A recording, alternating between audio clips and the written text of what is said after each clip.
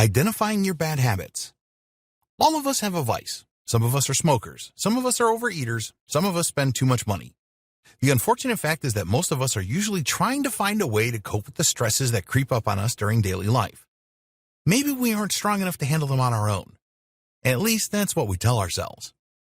And in ways this can be true, but filling the void with negative habits and behaviors isn't what we need. What we need most during times like these is a good support system. We need people on our side telling us that we can keep going even when we feel we are destined to fail. Not only that, but we need to be on our side as well. So many of us talk horribly to ourselves. We stop believing we are capable of doing great things, or we feel overwhelmed and discouraged and don't see any point in continuing to try. We can get so beaten down and frustrated by the way things are going that sometimes we might even want to hurt ourselves a little bit. And that's what we do when we indulge ourselves in our bad habits. It can be quite discouraging to be a part of modern society, especially the way that marketing campaigns can so often try and tell us that the only way we will be good enough is by using their products. We have to steel ourselves against the pressures of consumerist culture and do our best to stay focused on what is best for us, not anybody else. To do so, we have to identify our vices, so we know how to prepare for them. We have to stop and identify our triggers. What are the things that cause us to crave our vices? What situations or relationships are causing us to want to do things that are harmful to ourselves and our overall state of being? How can we begin to address these situations in a more positive way rather than by falling back on a vice that we know is only going to hurt us in the long run?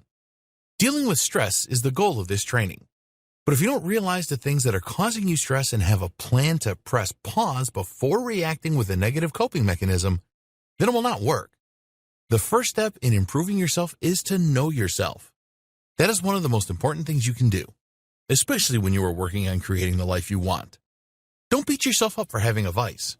The more terrible you feel about it, the more difficult it will be to break yourself of it. It can become a very powerful and negative cycle of bad habit fueling bad feelings that cause additional stress that makes you crave your vice even more. Instead, work on practicing forgiveness and accountability. Know that you have a weakness, and if you fall back into using it, forgive yourself and try to stay away from it tomorrow. This is why many of the addiction therapies out there focus on the mantra one day at a time. It is important not to overwhelm yourself when you are focusing on improving. And this is something that all of us can do, no matter how badly off we happen to feel. So try to be honest with yourself. Think about what you do to cope with stress in an unhealthy way. Consider how you might want to deal with it differently, and don't beat yourself up when you find that you may slip up once in a while and still revert back to a coping mechanism that you know may not be particularly healthy. There's a fine line between self-care and self-destruction. Some of us may have a hard day and feel we should treat ourselves as a way of caring for ourselves.